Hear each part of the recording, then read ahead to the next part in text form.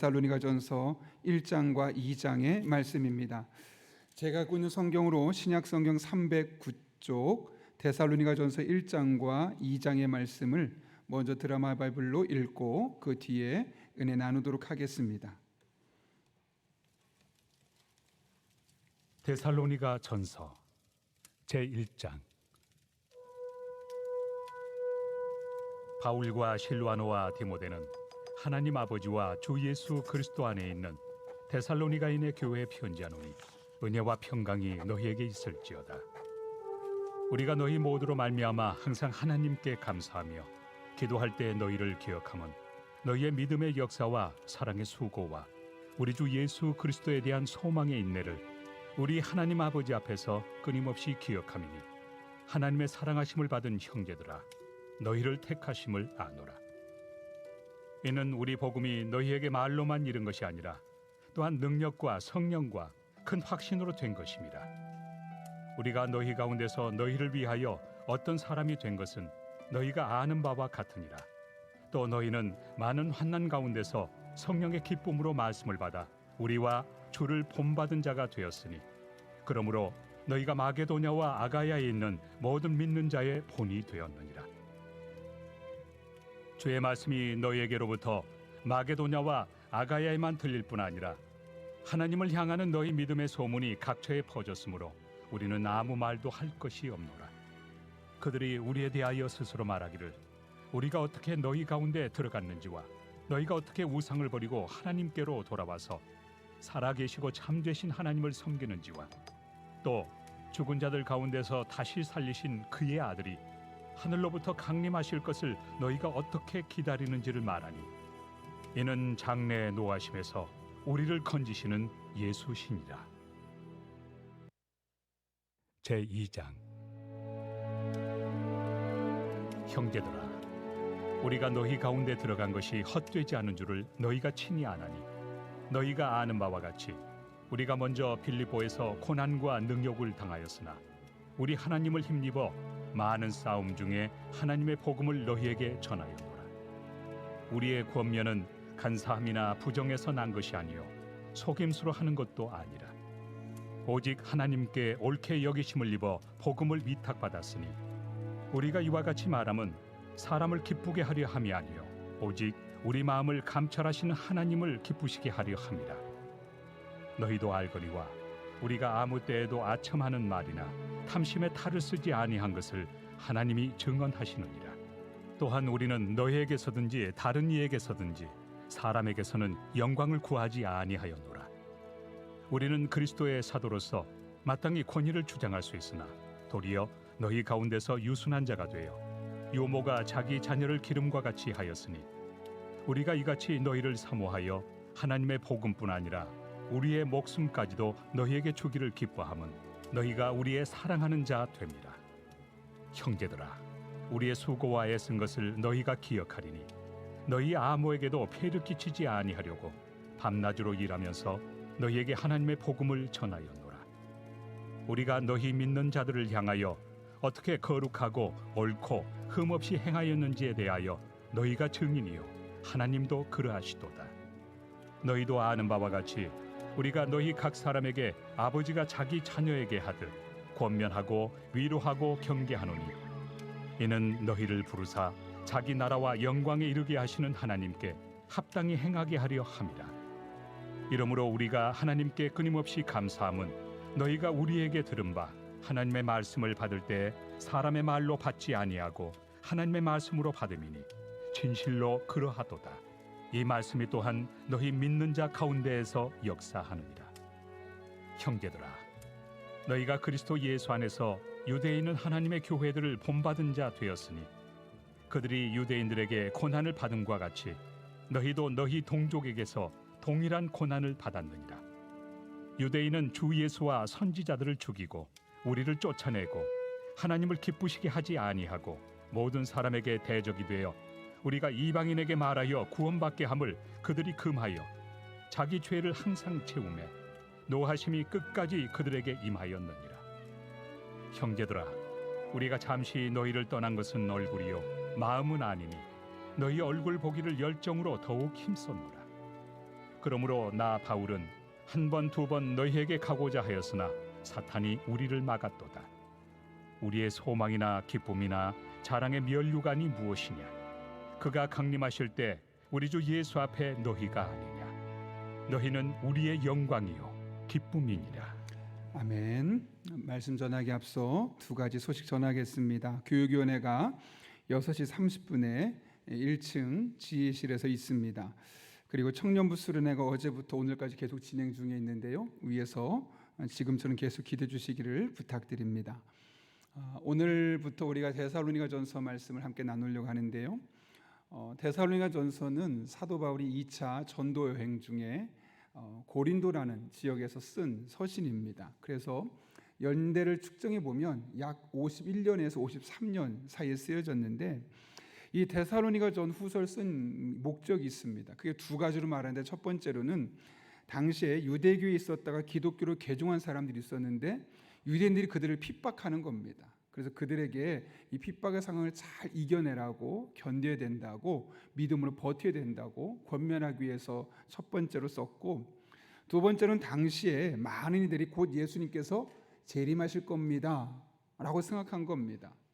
예수님이 곧 이 땅에 오실 거니까 지금 바쁘게 일하는 거 필요 없다는 거죠. 그래서 모든 일을 내놓고 우린 기도만 하면 돼, 예배만 하면 돼 하면서 자신들이 일상의 삶에서 해야 될 의무들을 저버리고 있었던 많은 사람들이 있었습니다. 그것은 사실 이단들이 썼던 수법인데 데살로니가 교회 성도들이 이와 같은 영향을 받았던 겁니다.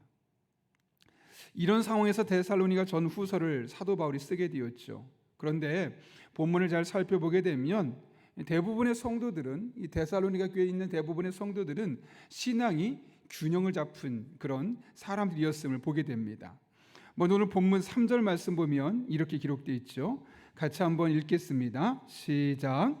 너희의 믿음의 역사와 사랑의 수고와 우리 주 예수 그리스도에 대한 소망의 은혜를 우리 하나님 아버지 앞에서 끊임없이 기억함이니. 이것이 지금 바울이 기도할 때마다 데살로니가 교회 성도들을 생각하면 늘 떠올랐던 이미지입니다. 그들에게는 믿음의 역사가 있었고, 그 믿는 것이 그냥 믿음이란 지식으로 끝나는 것이 아니라 그 믿음에 따른 결과물이 나타났다는 겁니다.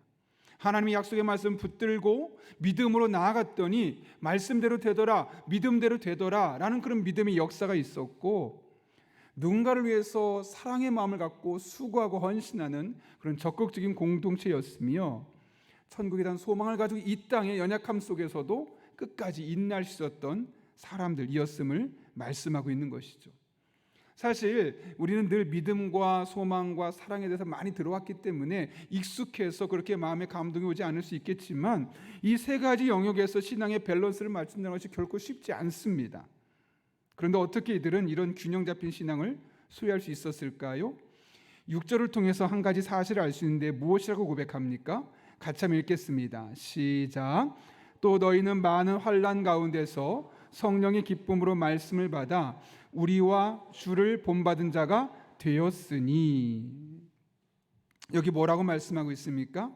분명하게 말씀하는 것은 너희는 많은 환난 가운데서, 이 뒤에 있는 중요한 키워드가 있죠. 우리와 주를 본받은 자가 되었다라는 겁니다. 다시 말하면 데살로니가 교회 성도들은 사도 바울과 예수님을 그들의 삶의 신앙의 목표로 삼고 살려는 결단이 있었다는 것이죠. 예수님과 사도 바울을 영적인 모델로 나의 신앙의 목표로 삼고 그와 같은 삶을 살기 위해서 부단히 노력했던 사람이 바로 이 데살로니가 교회 성도들이었다는 겁니다. 사실 사람은 어떤 목표가 정해지면 그 목표를 향해 달려가게 되어 있습니다. 비행기에도 자동 항법 장치가 있다고 그러죠. 그래서 가야 할 목적지를 정해놓으면 아무리 비바람이 거세도, 때론 이 조종사가 손을 잠깐 놓쳐도 그 목적지를 향해 계속 달려갑니다. 왜냐하면 그 목적지가 분명하게 설정되어 있기 때문에 자동적으로 그것을 향해 나아가게 되어 있기 때문에 그렇습니다. 신앙도 마찬가지입니다. 우리의 삶에 분명한 신앙적인 목표가 세워져 있으면 그 신앙의 목표를 세우기 위해서, 그 신앙의 목표를 이루기 위해서 우리는 열심히 신앙도로 달려갈 수밖에 없죠. 그러나 반대로 신앙의 목표가 없습니다. 그냥 교회 나오는 것이 전부입니다. 기도 좀 하면 좋고 예배 열심히 빠지지 않는 것이 목적인 사람은 예배 빠지지 않는 것이 그만이고 기도의 자리에 나오는 것이 그만입니다. 그러나 조금 더 높은 목표와 신앙적인 목적을 가지고 살아가게 되면 그것이 우리의 신앙을 독려하게 되어 있는 것이죠. 어쩌면 많은 경우 우리의 신앙이 정체되는 그 많은 이유 중에 하나는 신앙의 목표가 없는 겁니다. 내가 예배를 왜 드려야 되는가? 안 드리면 안 되니까. 왜 기도해야 될까? 문제가 있으니까. 그럼 문제가 있을 때는 기도하지만 특별한 문제가 없으면 기도하지 않는 겁니다. 기도라는 것이 하나님과의 깊은 영적인 교제가 있고 내가 하나님의 뜻을 헤아리고 하나님과 더욱더 소통하며 내가 하나님을 위해 헌신하는 데 가장 영적인 도구가 됨을 기억하고 그래서 기도할 수밖에 없다는 사실을 알면 피곤해도 기도하러 나올 수밖에 없는 겁니다. 물론 종종 너무 힘들어서 쉴 수는 있겠지만 늘 그 안에 기도에 대한 영적인 부담감을 갖고 하나님 앞에 나올 수밖에 없는 것이죠. 근데 그런 목표가 없으면 기회가 되면 하고 그렇지 않으면 포기하는 그런 신앙의 정체를 가져올 수밖에 없는 겁니다. 여러분 오늘 본문에서 데살로니가 교회 성도들에게 말씀하고 있는 사도 바울을 보십시오. 그의 신앙의 목표가 무엇이었습니까?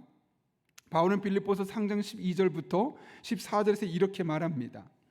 내가 이미 얻었다함도 아니요 온전히 이루었다함도 아니라 오직 내가 그리스도 예수께 잡힌 바 된 그것을 잡으려고 달려가노라. 형제들아 나는 아직 내가 잡은 줄 여기지 아니하고 오직 한 일 즉 뒤에 있는 것을 잊어버리고 앞에 있는 것을 잡으려고 표대를 향하여 그리스도 예수 안에서 하나님이 위에서 부르신 부름의 상을 위하여 달려가니라. 이것이 사도 바울의 신앙의 고백이었습니다. 사실 여러분 엄밀히 말하면 사도 바울만큼 엄청난 사람이 어디 있습니까? 세속적으로도 이룬 게 참 많았고 신앙적으로도 타의 추종을 불허할 만큼 특별한 사람이었습니다. 학문적인 배경으로 보면 가말리엘 앞 밑에서 학문적인 수양을 했던, 오늘날로 말하면 명문대를 다녔다라고 해도 과언이 아닐 겁니다. 엘리트 출신입니다. 서신서를 13권 정도 쓸 정도로 그는 글을 쓰는 데도 일가견이 있었던 사람입니다. 그것이 전부가 아니죠. 영적인 측면에서는 예수님을 직접 만났던 사람이고 또 사도행전과 고린도전서를 살펴보게 되면 그는 성령에 대해서 아주 해박한 지식과 체험을 했던 사람임을 알게 됩니다. 성령의 은사에 대해서도 이야기를 하고 성령의 열매에 대해서도 이야기를 하고 이렇게 은사와 열매 측면을 균형 있게 경험했고 그것을 누군가에게 말할 수 있을 만큼 그는 성령의 은혜에 대해서 충분히 설명할 수 있는 사람이었습니다. 뿐만 아닙니다. 에베소서에서는 악한 영인 사단의 괴계를 꿰뚫어 볼 수 있었고 어떻게 하면 그와 대적하며 이겨낼 수 있을지에 대해서 전신갑주를 입어야 될 것까지 말씀하고 있는 것이죠.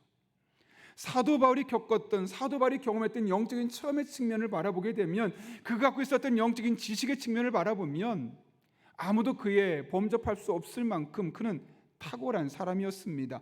그 이상 앞으로 나아갈 것도 그 이상 경험할 것도 없었던 사람이 바로 사도 바울이었었죠. 적어도 우리가 보기에 그는 그리스도인으로서 경험할 수 있는 모든 것을 경험한 유례 없는 신앙적인 인물, 입지전적인 인물이었습니다. 그런데 그럼에도 불구하고 그가 뭐라고 말합니까? 아직 잡은 줄로 여기지 아니하고, 이게 끝이 아니라는 거죠. 나의 신앙생활은 이것이 전부가 아니라는 겁니다. 남들보다 더 많은 것을 경험했다고, 더 많은 은혜를 알고 있다고 자랑하고 이 정도면 충분해, 괜찮아 가 아니라 아직도 목마르다는 겁니다. 아직도 하나님 은혜에 목마르다는 겁니다.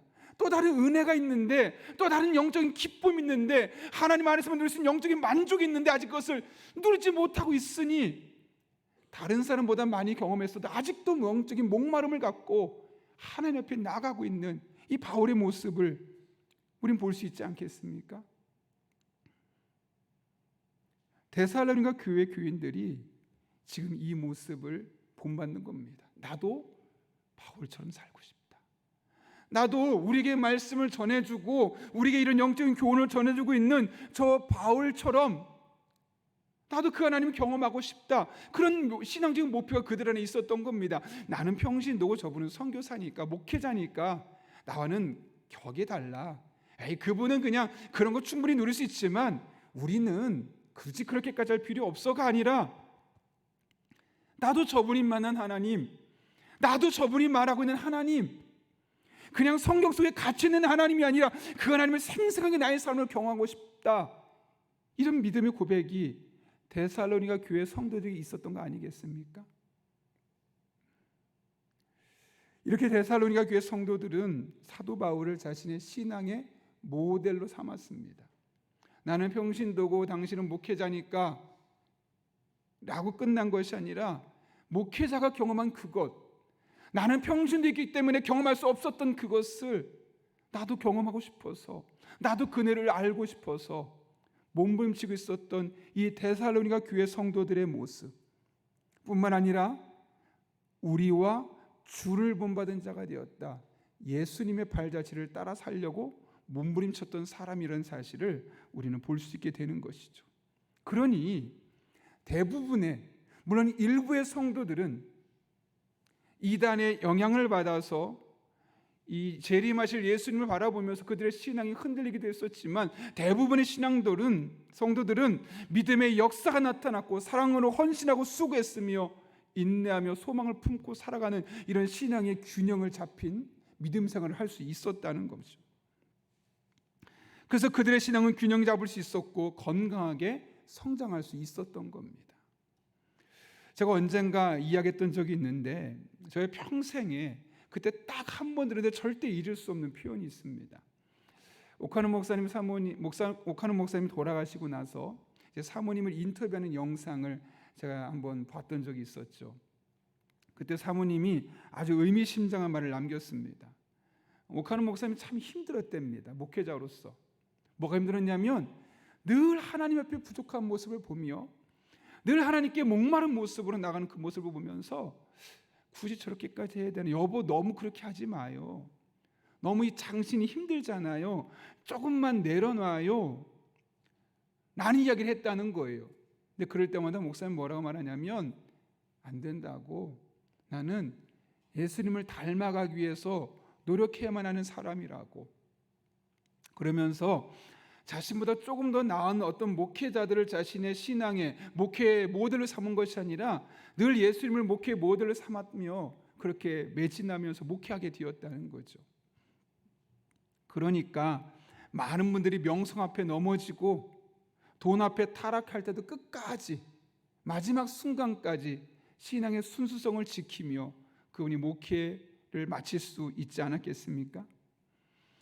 여러분, 찰스 쉘던이라는 사람이 쓴 책이 있어요. 예수님이라면 어떻게 하실까? What would Jesus do? 라고 우리는 보통 그렇게 이야기를 하는데, 원래 영어 책의 제목은 In His Steps라고 되어 있어요. 예수님의 발걸음들 안에, 이렇게 되어 있는 거죠. 안에서. 그러니까 결국 이 예수님이라면 어떻게 생각하실까? 예수님은 어떻게 하실까? 이런 고민을 갖고 살았던 일단의 무리들의 이야기를 그곳에서 전하고 있는 거예요. 예수님이라면 어떻게 하실까? 사실 우리가 예수님을 닮아간다고 했을 때 많은 것들을 읽고 깨닫고 할 수 있겠지만, 한 가지 생각할 수 있는 것은, 예수님이라면 어떻게 하실까? 이 모습을 늘 기억하고 크든 작든 결정하는 순간마다 한 번 질문을 던진다면 우리의 결정이 얼마나 많이 달라질까요, 여러분? 마음에서 화가 나고 분이 날 때 순간적으로 예수님이라면 어떻게 하실까 고민하고 결정을 내린다면, 우리의 화난 감정은 과연 어떻게 표현될까요? 정말 꼴보기 싫은 사람이 있을 수 있습니다. 참 마음에 안 들게 일하는 사람이 있을 수 있습니다. 그런 사람들을 바라볼 때 예수님이라면 어떻게 하실까라는 질문을 던지고 그를 바라본다면 우리의 삶의 자세는 얼마나 많이 달라지겠습니까? 사실 이 책은 우리가 볼 때는 그냥 소설 같아서 소설책처럼 보이지만 실제로 있었던 일입니다. 찰스 쉘던 목사에게 한 젊은 사람이 찾아왔습니다. 너무 고통스러운 현실 속에서 고민하고 있는 그를 만나서 상담하고 그를 도와줘야겠다라고 생각하는데, 그 젊은 청년이 그만 세상을 떠나버리게 된 겁니다. 그런 세상, 그런 상황 속에서 그의 고뇌를 보고 목회자로서 내가 그를 어떻게 도울 수 있을까 계속 고민하다가 성도들과 함께 고민을 하고 이런 씨름을 하게 된 겁니다. 우리가 예수님이라면 어떻게 하실까? 성도들과 함께 살아보자는 거죠. 그래서 매일매일 그렇게 고민하며 한 걸음 한 걸음 살았을 때 어떤 일들이 일어났는가를 이제 소설 형식으로 빌려서 예수님이라면 어떻게 하실까라는 제목을 책을 쓰게 되었던 거죠. 어제 설교를 준비하면서 이따가 우리가 부를 사명이란 찬양과 예수님이라면 어떻게 하실까 고민하면서 참 설교 준비가 잘 안 됐습니다. 왜냐하면 저 스스로도 이 질문에 대해서 떳떳하게 난들 이런 질문을 던지면서 살고 있습니다 라고 할 수 없는 상황이고, 또 끝까지 이렇게 살 수 있을까라는 그런 질문에 대해서 자신감이 없었기 때문에 그렇습니다. 그래서 하나님 앞에 기도했습니다. 하나님, 저 이렇게 살 자신 없습니다. 그런데 이렇게 살아보고 싶습니다. 눈물이 나더라고요. 그렇게 살 수 없는 연약함을 바라보고, 또 한편으로는 이런 목사로서 여러분을 목회해야 한다는 게 너무 미안한 겁니다. 조금 더 설교도 잘하고 좀 탁월한 영성을 갖추고 더 지식도 뛰어나서 여러분의 모든 것을 다 도와줄 수 있으면 참 좋으련만, 예수님이라면 어떻게 하실까라는 질문에 대해서도 스스로 답을 할 수 없는, 그 질문에 대해서 자신 있게 설교할 수 없는 저의 모습을 보면서 너무 안타까움과 미안한 마음이 들었기 때문에 그렇습니다. 그래서 하나님 앞에 진지하게 한 20-30분 정도 찬양을 들으면서 기도했으면, 하나님, 저 적어도 죽을 때까지 그렇게 살 수 있도록 도와주십시오. 계속해서 부족한 모습이 보일 텐데 예수님의 모습을 조금이라도 닮아가고 싶습니다 라는 그런 마음의 결단을 하며 기도했던 시간이 있었습니다. 여러분은 어떻습니까? 여러분의 신앙의 모델을 정해놓으셨습니까? 예수님이라면 어떻게 하실까라는 질문, 너무 그렇게 힘들어서 굳이 그렇게 살아야 되나 라는 마음이 듭니까? 어떤 분은 그러실 겁니다. 목사님, 저희가 얼마나 힘든 시간을 보내고 있는데 어떻게 예수님처럼 삽니까? 지금도 충분히 고민이 많고 나름 열심히 살고 있는데 너무 부담스럽습니다 라고 말씀하실 수 있을 겁니다. 그런데 그것이 우리의 삶입니다. 굳이 그렇게 살아야 합니다. 그것이 우리의 사명입니다. 그것이 우리가 이 세상에 존재하는 궁극적인 목적입니다. 그래서 하나님께서 우리를 먼저 구원하셨고 우리를 먼저 하나님의 자녀로 삼으신 이유가 바로 여기에 있습니다. 그러므로 비록 벅차지만, 약간 손해볼 수 있지만 즐겁게 이 사명을 감당할 수 있기를 바랍니다. 데살로니가 교회 성도들은 바울을 본받을 뿐만 아니라 예수님을 본받으려고 몸부림쳤던 사람들이었고, 그러하기에 그들의 신앙이 균형 잡힌 신앙을 유지할 수 있었습니다. 우리 또한 이 땅을 살아가며 여러분의 신앙에 눈에 보이는 누군가를 한번 모델을 삼아 보시기 바랍니다. 또 하나, 예수님을 여러분의 삶의 신앙의 모델을 삼아 보십시오. 예수님이라면 어떻게 하실까? 그렇게 된다면 이런 길을 가보지 않은 사람은 경험할 수 없는 하나님의 특별한 만져주심과 위로하심과 소망과 용기를 경험하게 될 것입니다. 그리고 여러분의 신앙이 믿음의 역사가 나타나고 사랑의 수고를 할 수 있게 되고 소망으로 인내하며 하나님 나라를 위해서 살아갈 수 있는 믿음으로 살아갈 수 있게 될 것입니다. 이런 은혜가 저 여러분의 삶 가운데 날마다 경험될 수 있기를 예수님의 이름으로 축원합니다. 함께 기도하겠습니다. 거룩하신 아버지 하나님, 예수님처럼 살아간다는 것, 예수님이라면 어떻게 하실까 질문한다는 것, 너무나 엄청나고 우리에게 너무나 불가능할 것처럼 보이고 굳이 그렇게 살아야 하나 라는 마음도 들지만, 데살로니가 교회 교인들이 그런 모습으로 살았던 것을 보면 우리 또한 불가능하지 않음을 보게 됩니다. 우리도 이 세상을 살아가면서 예수님이라면 어떻게 하실까, 그 예수님의 발자취를 따라 우리에게 주어진 일상의 삶을 살아갈 때 그 길을 걷지 않는 자들은 도무지 경험할 수 없는, 그러나 그 길을 걷고자 하는 자만 경험할 수 있는 특별한 하나님의 위로와 만져주심과 새롭게 하심을 경험하는 우리 용인영락교회 성도들 되게 하여 주옵소서. 이 새벽에 그렇게 함께 하실 줄로 믿사오며 예수님의 이름으로 기도하옵나이다. 아멘. 우리